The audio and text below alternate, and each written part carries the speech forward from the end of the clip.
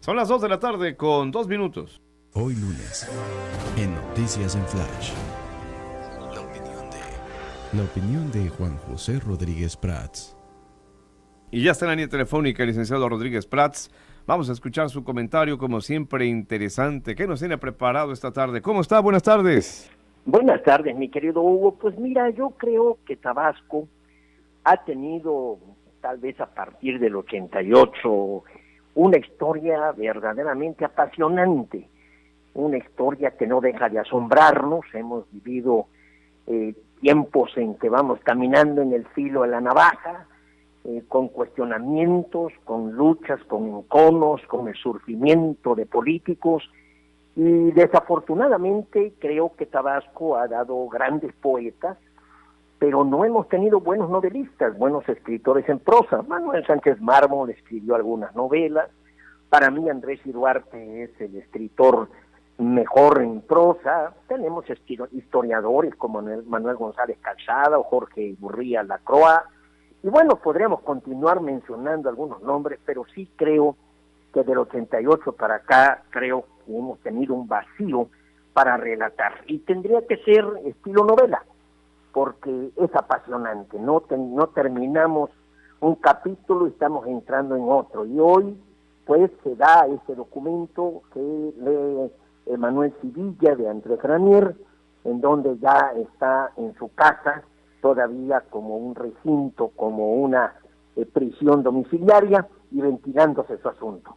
Y yo sugeriría que si queremos escribir esta historia, podríamos utilizar un esquema de un gran historiador, de los grandes verdaderos, que fue Plutarco, un hombre que vivió allá en el primer siglo de nuestra era, que escribió Vidas Paralelas. Él tomaba por lo regular un personaje de los griegos y un personaje de Roma, y establecía comparaciones. Y a mí se me ocurriría en Tabasco hacer dos vidas paralelas. Una, la de Roberto Madrazo y Andrés Manuel López Obrador. Contendieron juntos para la gobernatura, contendieron juntos para la presidencia de la República. Roberto Madrazo nació en 1952, López Obrador en el 53. López Obrador llegó a la presidencia de la República. ¿Cuáles son las virtudes, las diferencias, las similitudes, que las hay, de los dos personajes, con todo y que han sido contradictorios y contrastantes? Ahí hay un tema interesante. Son los únicos dos tabasqueños que en verdad podemos ubicarlos como aspirantes a la presidencia de la República. Carlos Madrazo no llegó a ese escenario. Tomás Garrido Canaval posiblemente lo hubiera continuado si no rompen Lázaro Cárdenas y Plutarco Elías Calles, y entonces él tiene que renunciar a la Secretaría de Agricultura. El otro que se aproximó, Francisco Trujillo Gurría, como secretario de Trabajo allá por los 46, pero no creo que haya tenido una real posibilidad para aspirar a la presidencia.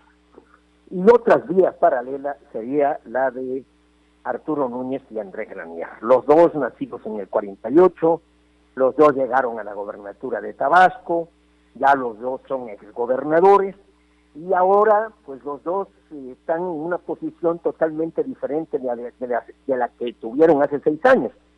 Desde mi punto de vista, Arturo Núñez cometió el error de asumir atribuciones que no corresponden al gobernador. Él se convirtió en juez, se convirtió en Ministerio Público, condenó, acusó, señaló una serie de errores, inclusive se metió hasta con la familia de los posibles indiciados, hizo afirmaciones que después no se probaron, y creo que esto constituye un gran error. Y la ventaja de Andrés Granier me parece que consiste en su calidad humana. Y esta es la reflexión más interesante, Hugo, porque no se puede hacer buen gobierno sin una buena condición humana. No utilizo el término naturaleza humana, porque esto significaría como que estamos condenados a una sola naturaleza. Condición, ¿por qué? Porque estamos condicionados por la sociedad, por la cultura, por la familia, por muchísimos factores. Arturo Núñez, sin duda, inició con amigos. Yo no sé qué le sucedió, para mí es una verdadera enigma cómo fue perdiendo amigos, los fue atropellando, y Andrés Granier tiene una condición humana que sembró afectos. O sea, no quiero meterme a juzgar, eso lo dan otros o los historiadores, a sus gobiernos, a sus fallas, a sus aciertos, Pero ahí está una cuestión importante, la condición humana. Y me parece que hay elecciones que creo que Adán Augusto, que ahora está entrando como una nueva generación, ya es una generación diferente al gobierno, está en un plan muy prudente, muy sensato, diciendo, no, esto lo tienen que resolver las autoridades correspondientes, el Poder Judicial, y él turnará los asuntos a las áreas correspondientes. Creo que esto es una madurez que me parece que se requiere para ejercer el poder de parte del actual gobernador. Y otra cuestión también, que nos enfrentemos, que podamos resolver nuestros problemas en forma civilizada.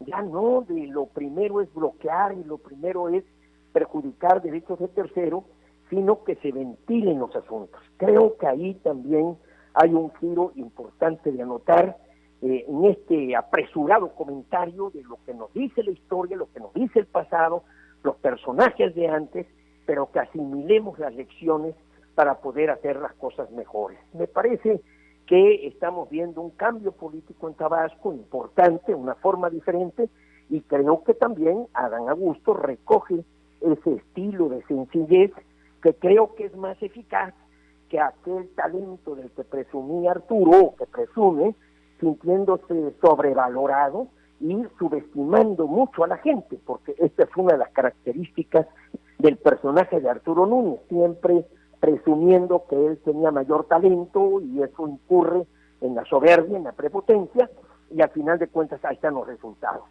Los tabasqueños, pues, tenemos mucho que aprender de estos tiempos recientes, de estos 4 personajes de los que he mencionado, que pudieran escribirse como vidas paralelas, siguiendo el ejemplo del gran historiador Plutarco, para contrastarles, entonces encontrar vicios y virtudes para que podamos decidir qué hacer y qué no hacer, que ese es el reto cotidiano que todos tenemos en la vida y que debemos asumir en plenitud.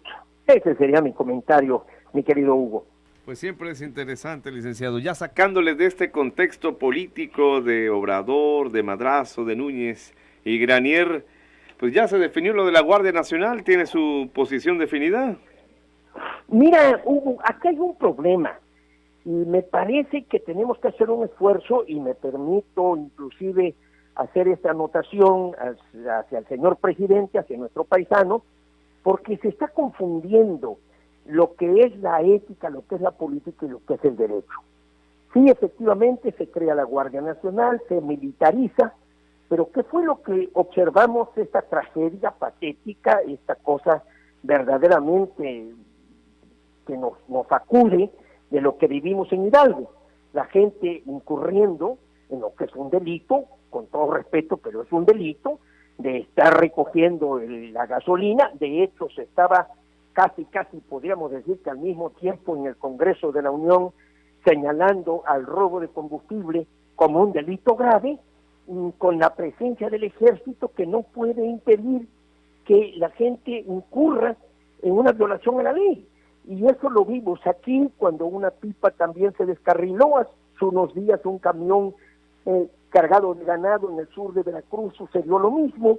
Entonces, ¿de qué se trata? ¿Cuándo se detiene al delincuente? Cuando está solo, y entonces sí lo podemos atrapar, pero cuando es un grupo ya no, porque es el pueblo bueno al que no podemos reprimir o detener.